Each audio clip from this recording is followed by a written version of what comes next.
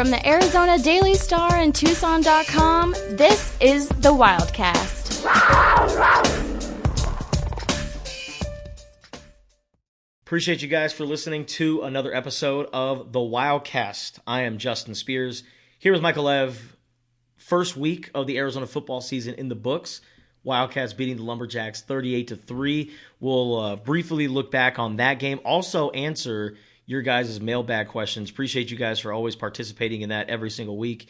And we'll also, look ahead a little bit to Mississippi State as well as we get ready for the Jetfish press conference on Monday. Yes, it is Labor Day, but the grind don't stop for us here at the Arizona Daily Star. Arizona football certainly isn't stopping as they got a big one coming up in Starkville against Mississippi State. But Lev, ultimately, when you look back on this game against NAU, what do you think about what the Wildcats showed? You know, we were all wondering what the defense would look like going into this thing, and we saw a lot of defensive linemen getting played.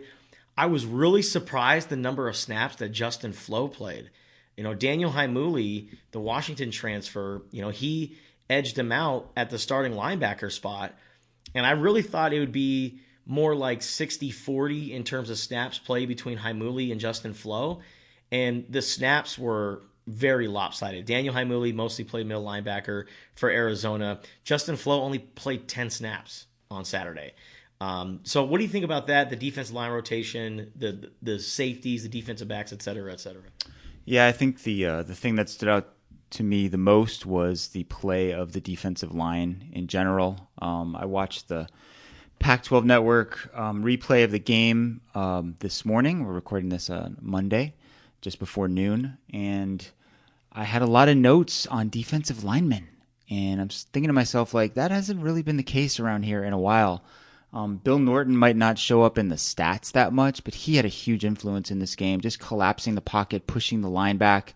Isaiah Ward flashed big time in this game. I mean, you could see, watching him play in that game, why he earned that starting position at defensive end over some other guys. And a guy that I'm hoping we could talk to at some point, I don't think we have, is Tai Yungalele. Yeah. Who's a really interesting player to me. I mean, he can play defensive end. He can play tackle. He's bulked up from, they list his weight now at 285, and he's one of those guys when you look at him and you're like, man, he carries 285 really well. Yes. You know? And he blocked the field goal, and that was the turning point in the game. Jacob Kongaika played well. So just a lot of dudes. I know Taylor Upshaw had a couple penalties, but he was a factor, influence in the backfield. Defensive linemen are the hardest thing to find in the world of college football, pro football, whatever level. Impact guys who can play D-line well.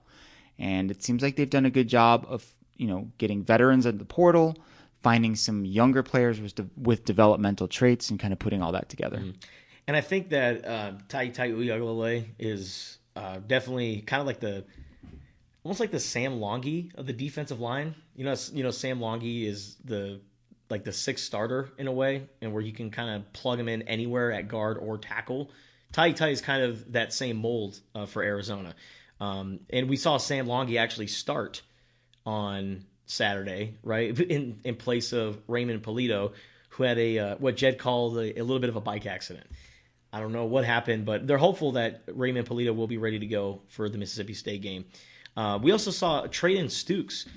Speaking of, you know, great defensive player, Traden Stukes, I mean, he was on his way to having a really, really good game. Career game if he doesn't get hurt. And he got hurt. And he got hurt, and he got banged up. And then we saw Martell Irby come into the game, and Martell Irby picks up right where Traden Stukes left off, which is really a sign, once again, to Arizona's efforts into getting depth on the defensive side of the ball. And I know that, like, really the talk has been the front six with Haimuli and Justin Flo and all those defensive linemen that we talked about, and really almost 1,500 pounds of body that they added to their defensive line.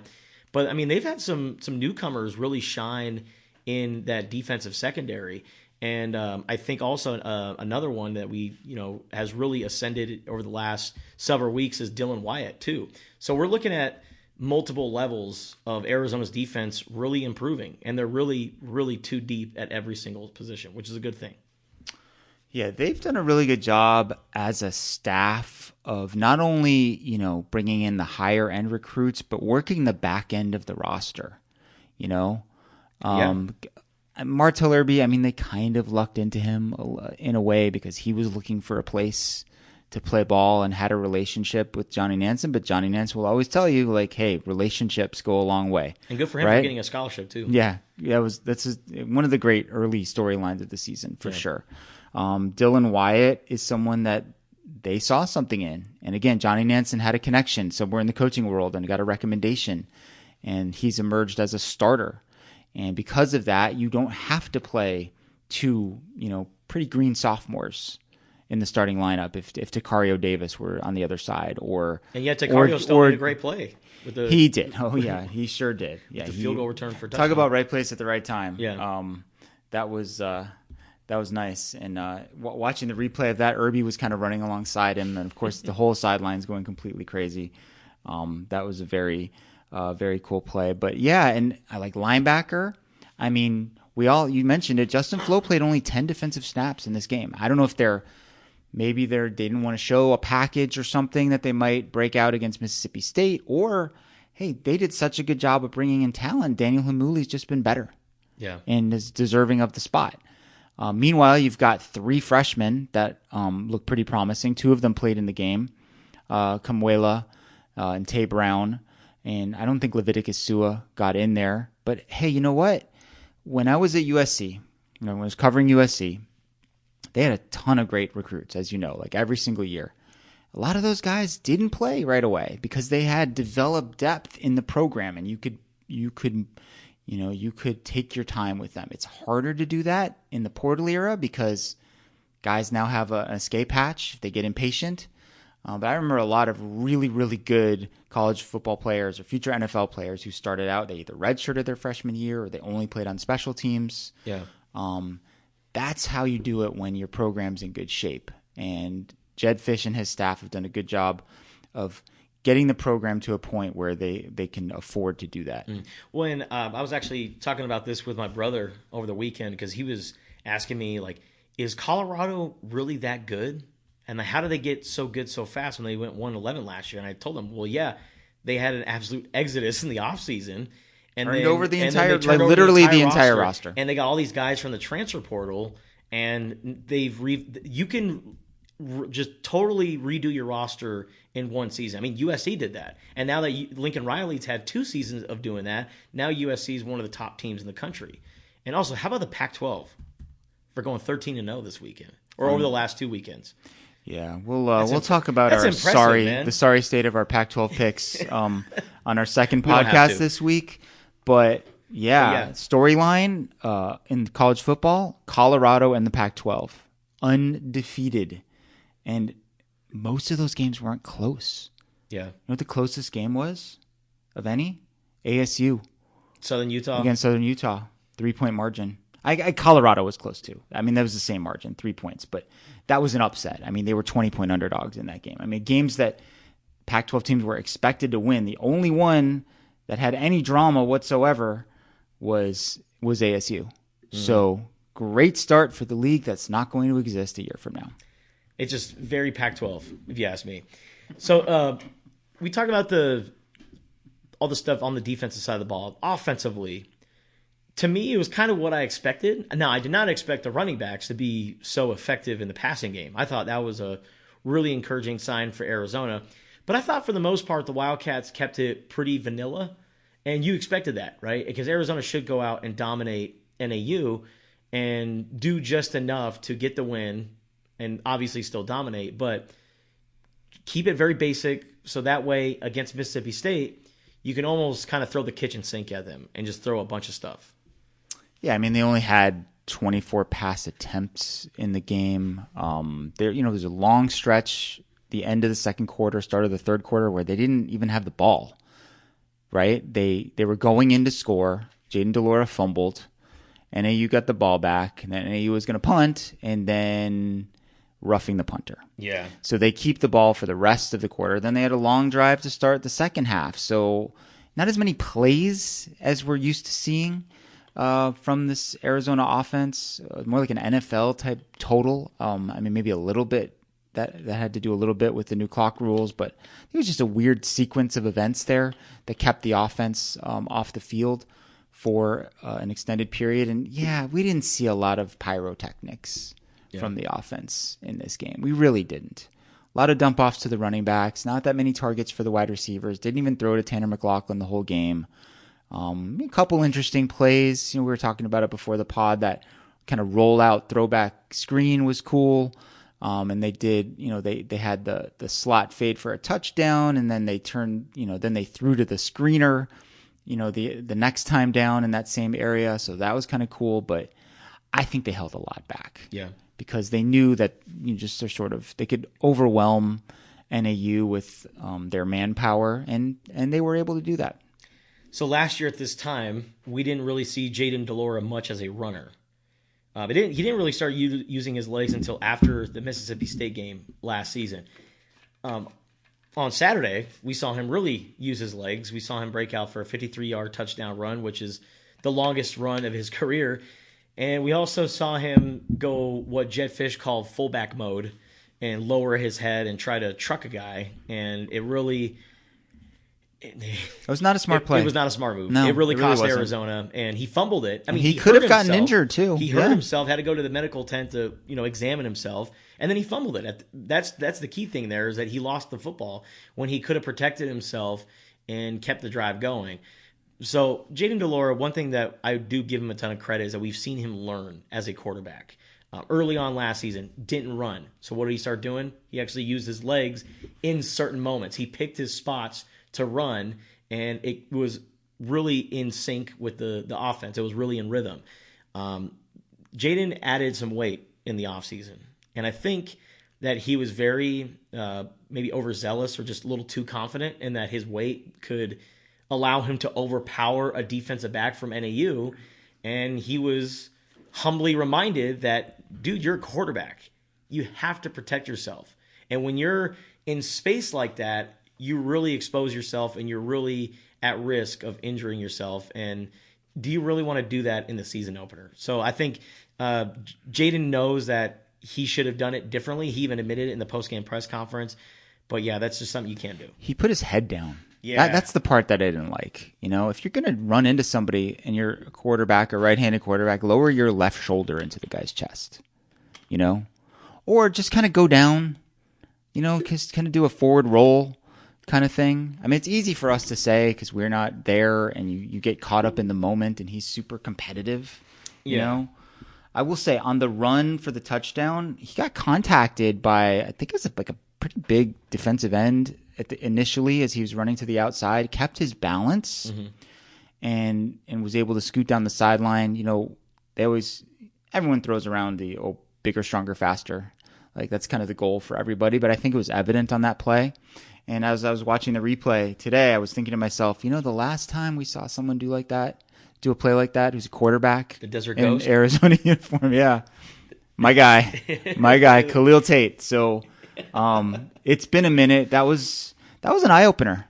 It really was. Like, whoa, he's gonna go all the way here, and he's a good athlete, but I don't think he ever shown that type of breakaway speed. And he even said, like, oh, I could have done that last year. And we asked Jed, and Jed was like, I don't think he could have done that last year. I don't know. So, I mean, maybe, but it was impressive. It was. It really was. Yeah. And, hey, talk about something on film that Mississippi State's going to have to just be aware of. Hey, last time we played this guy, he was really reluctant to run, and now he's a threat to do that. So I think all of that helps when you sort of add it to the mix on offense.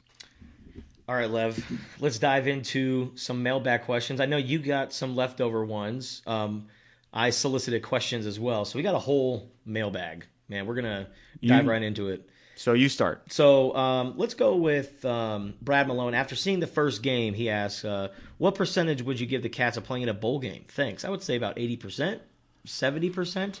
I mean, they're going to run into a meat grinder of a schedule in the Pac-12. That's the problem. And we'll see how they look against Mississippi State. So I would say 70, maybe somewhere in the 60s. I'm going to say lower. Lower, not because Arizona isn't good or didn't look good, but Stanford looked good. and Oregon State looked good. True. And Colorado looked good. And these are games when you look at their schedule that you sort of pencil them in as winnable. Sure. That's the issue. I mean, DJ Uiagalelei, I don't know if you saw any of that game yesterday. He looked like very relaxed, calm, confident. Like Jonathan Smith, I think, is a really good coach. Mm-hmm. And he put DJ in positions to succeed. Like they established the run. They mixed in the quarterback run a little bit. Like there was nothing too complicated. They established the line of scrimmage. They made it easy on him. If he's good, like Oregon State's a legit like threat to win the conference. And that's a game on their schedule with the Beavs coming here where you're like, that's a game Arizona should win. But it's kind of a toss-up. Yeah. Stanford looked really good to me. Now, the point spread for them against USC is completely bonkers. Have you seen what that is? No. What would your guess be, Justin? I would say they're at USC. At USC, I would go ahead and put it at 24.5. And it's 30. 30, wow. 30. Okay. Yeah. I don't know. Stanford looked pretty good to me. Like, they looked USC. really physical. I get it. I understand. Caleb Williams is a freak. I understand.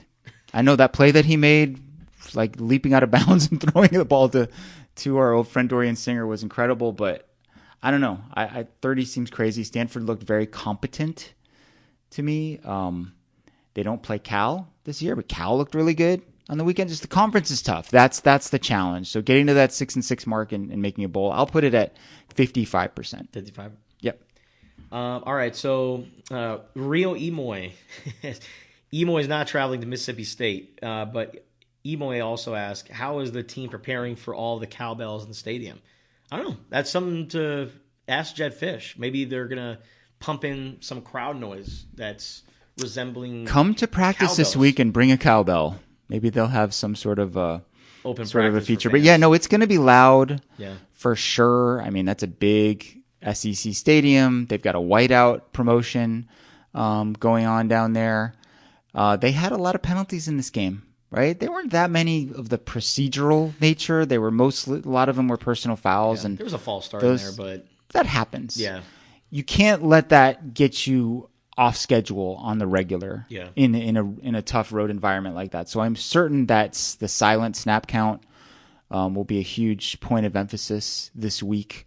They will have a system for doing that, and I bet you they've worked on it already too. I can't imagine they've gone the entire offseason without mixing that in a little bit. So, I think it's that thing where they look down the line and they tap on the thigh or whatever when it's time to snap the ball. Maybe you don't do the clap or whatever they usually do. Maybe you alter it a little bit, but I think it's a good point. Yeah. And you don't want to get into situations where you're 2nd and 12 or you're 1st and 15 or whatever, because you're getting a bunch of false starts. All right, this is kind of a twofer here. Kevin Truitt asks, why do they still play Gunner? Steven Stein asks, why is Maldonado playing still after the second worst PFF score on the team and Dalton coming in after having a way better game? I think that Gunner, his issue right now is that he really tries to go for the boom, the really big hit. I mean, rather than just this simple fundamental tackle, he really tries to go in and be the hammer. And I can understand why. Like, football players, you want to have that kind of aggression. And that's good that Gunnar Maldonado comes out and plays that fast and that downhill. But sometimes you just need to slow down a little bit and just utilize just wrapping up. And there were a couple times where Gunnar didn't really wrap up. And then, of course, we saw him get ejected in the second half for completely lowering his head. I mean, it was a clear targeting foul. Even Jed Fish was like, yeah, we could appeal it, but I don't think it's going to work. I wasn't sure watching it live, but watching the replay again today, he didn't really lower his head, but he made helmet-to-helmet contact. It was with the receiver. Yeah. I mean, it was a situation where, again, you need to lower your shoulder. That's what they're trying to teach in football now. Yeah. And Jaden DeLora put himself at risk by lowering his head, and Gunnar Maldonado, he was not in a good fundamental position to make that hit. If you hit the guy with your shoulder in the chest, it's not a foul. Yeah. I agree. He needs to play more under control. They like him because he's a veteran. He's been around the block many times. There's a trust factor that goes into that safety position, right? Like, last line of defense. Now, I will say, like, we all love the upside of Genesis Smith.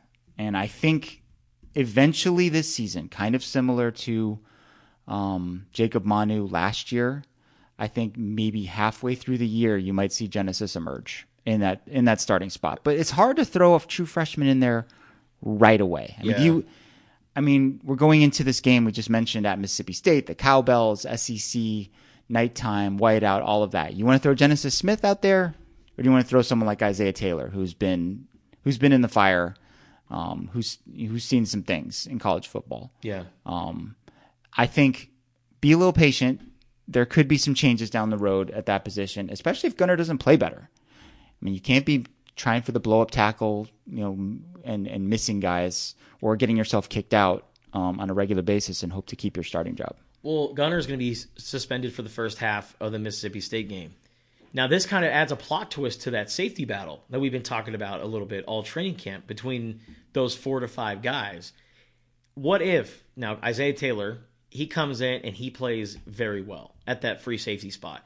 And Dalton Johnson, who played very well in that season opener, and we also saw in spring, Lev, when they were rotating guys in and out, we saw a lot of Maldonado and Warnell. We saw a lot of Johnson and Taylor working together in the spring. Could that carry over into the season? And let's say Isaiah Taylor does play well. Do you take him out and throw Gunnar back in there? I would say you keep him in there. And unfortunately, I think Gunnar Maldonado has done enough to earn the starting spot. The coaches really love him. But, I mean, if Isaiah Taylor's playing really well, you got to go with your best guys. Tia Savea was suspended for the first half of the opener because he got ejected from the second half of the Territorial Cup. They didn't use him in the second half. He was warming up. They did not put him in the game. I don't know the exact reason, but maybe it's because things were going pretty well with the other guys. I think you're onto something here. If Isaiah Taylor's playing well, it's the if it ain't broke, don't fix it thing. Yeah. Interesting situation to watch for sure. No doubt. All right. Why was Flo so limited? Knew he was not starting, but thought he'd play more. It's the $1 million question. That's a good question. And I'm sure we'll ask Fish or we'll ask Johnny. Maybe they're holding something back. Maybe Daniel Hamuli's just better and been better.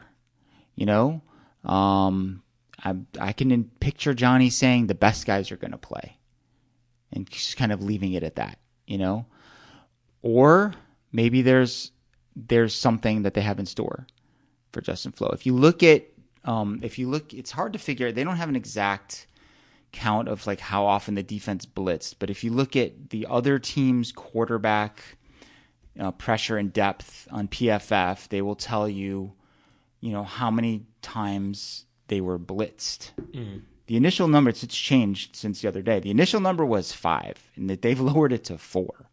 That means that, according to PFF, Arizona blitzed the entire game only 4 times. That's a very low number. They're probably going to blitz more in the future. And I think it's possible that Justin Flo will be a part of that because that might be a good way to utilize his explosiveness that they've talked about. Well, we also didn't see the dollar package at all in the game against NAU. I don't think we saw it one time. Which is the 3-1-7 formation using 7 defensive backs. In training camp, in the dollar package, we've seen Justin Flo as that linebacker. And it's kind of strange because usually that linebacker's almost like a roamer, just stands right there in the middle. Jacob Manu is perfect in that role. But Justin Flo is right up on the line, almost like a bull rusher coming in. And the thing that makes Justin Flo so great, and Jed Fish has said this many times, is that he is so explosive and can go right through you. One of the most explosive players that Arizona's ever had. Maybe that's something that you have in store for a Mississippi State. So, I don't know. The defense against the Bulldogs this Saturday, it's going to be very, very interesting. All right, Lev. One more. Will Jed open up the playbook this week? Can the D-line move SEC-sized O-line players? I would say so. The average defensive lineman that Arizona has is, I think it's 320 pounds or something like that. Or no, it's 280 something, but it's the only reason why it's that low is because Isaiah Ward is 225 pounds. Outside of that, across the board, Arizona has two 300-pounders right there in the middle in Bill Norton and also Tyler Manoa. And then on the edge, you have Taylor Upshaw, the transfer from Michigan, who's 297 pounds. So you have some size up front. And then the guys behind them are also 300-pounders. Tai is that, right there at 280 pounds. So I think Arizona has the size that can match up with Mississippi State, which really wasn't necessarily the case last year. There was definitely an obvious difference in athleticism, the body types. It was pretty clear in that game that it was just another level. So I'll be interested to see how they hold up. I mean, they don't have to dominate, but if you can play to a stalemate, get some stops, get them off the field. What you don't want is this kind of newfangled Mississippi State offense just dominating the line of scrimmage, keeping your offense off the field, controlling the pace of the game. And so I think that's one of the key sort of X and O storylines to watch in that game. And then as far as opening up the offense, we've talked about it already. I think they held back a lot, and I think they will show a lot more. I have some questions here from earlier in the week. This one's from AZ Cat John. Coach Fish has said he would like the college game to adopt the NFL rules. Which of those rules would benefit us the most and why? That's a good one. He was talking about not only the clock rules, which already have changed in our NFL style, but he was talking about the hash marks. He was talking about the goalposts. I think that the way that they've changed the clock rules and Jed having NFL experience, it'll be easier for him to adjust to that than it would be for some other coaches who haven't been in the NFL, who are used to it being a certain way. I have to say, I haven't really noticed that much of a difference watching games or how long the games feel. Chip Kelly's not a big fan of it. Yeah, I don't know. Hope you guys are selling commercials with all that time. Well, that part's never going to change. Okay, this one is from Pac-12 Love Fest. Will losing all the players to USC and UMass become something regrettable by the end of the season?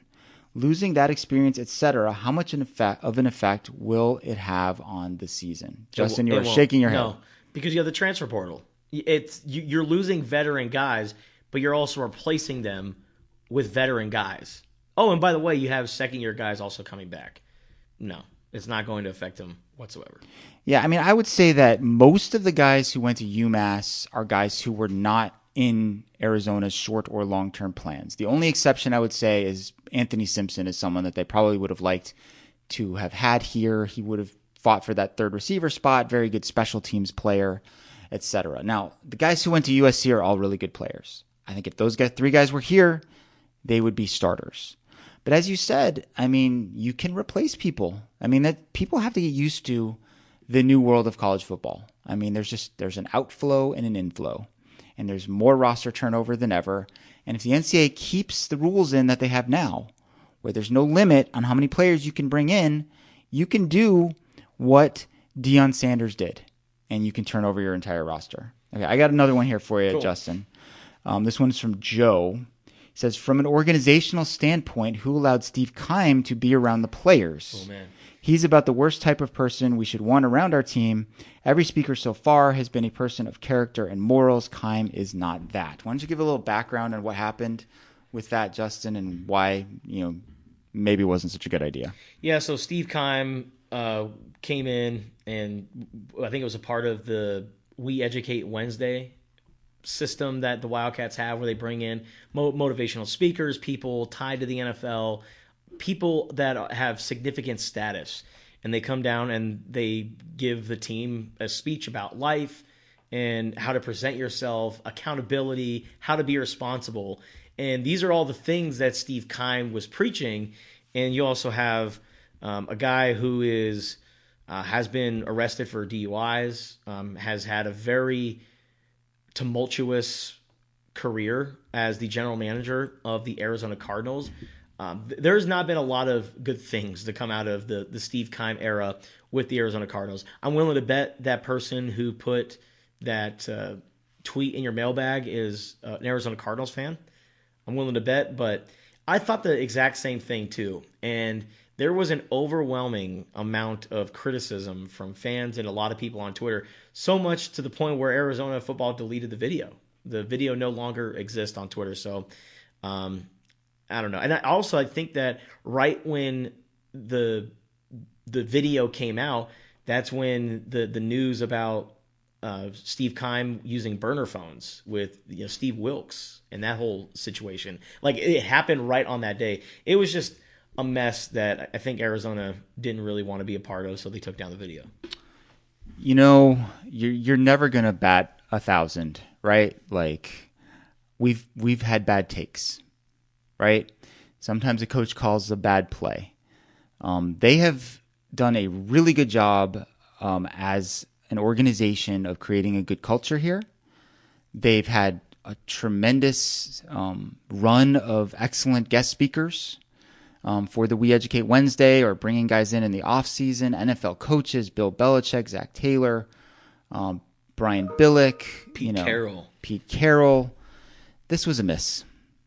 This was a miscalculation. And I think the fact that they got ratioed on X is a sign of that, and they took the tweet down, took the video down, is an acknowledgement that, hey, you know what, maybe we made a mistake here. Hey, no one's perfect. Yeah. Things are going to happen. So I'm glad the question came up, because we hadn't really acknowledged it anywhere else, and here on the podcast is a good place to do that. Yeah, and I wasn't going to ask Jed about it either. I don't know. I just agreed. Just something that I think Arizona really wants to move on from. But yeah, if you're going to have Steve Keim talk to the team, maybe don't film it and post it.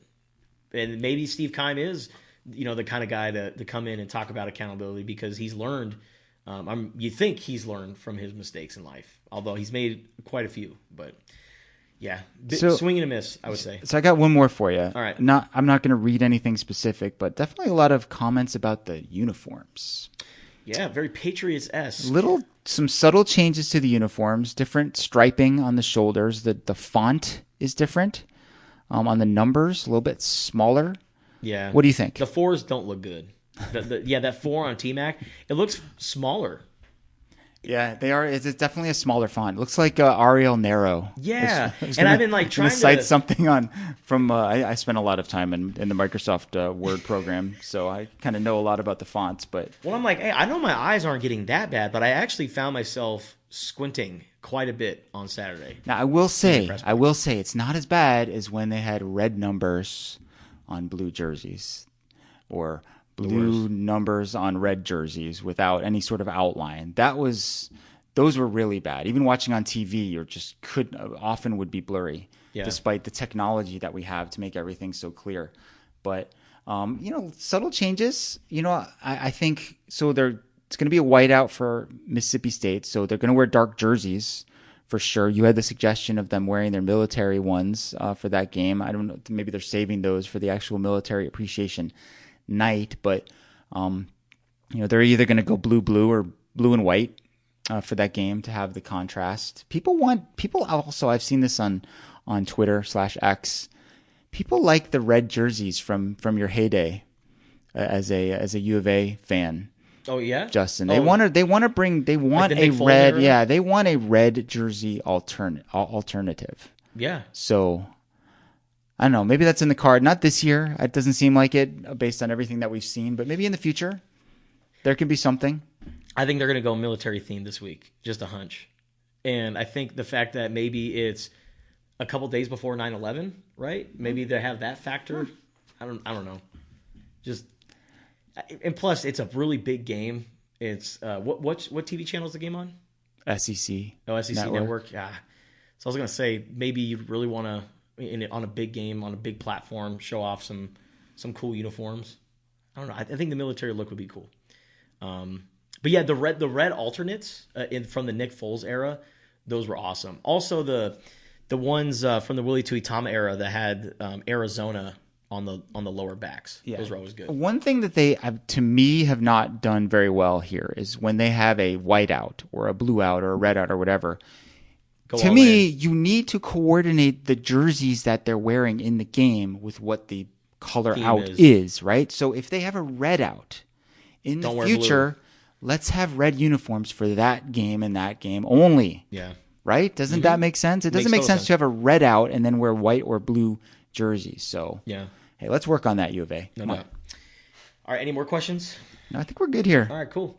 All right, that'll do it for this episode of the Wildcast. Please be sure to subscribe, rate, and comment wherever you get your podcast. Actually, not wherever you get your podcast. Apparently, we're not on Google Podcasts. We just discovered this. Yeah, I've alerted some of our technical gurus here of that fact. We need to get on There's like some sort of elementary school that has a podcast, I think, that's also called the Wildcast. So I think if you guys want to listen to that as well on the Google platform, I mean, that's totally fine. But we're working on it, and hopefully we'll be able to get ours back on there.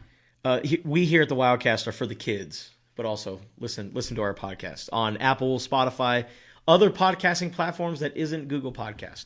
And also be sure to check out all of our coverage on Arizona Wildcats football on Tucson.com and the Wildcaster app.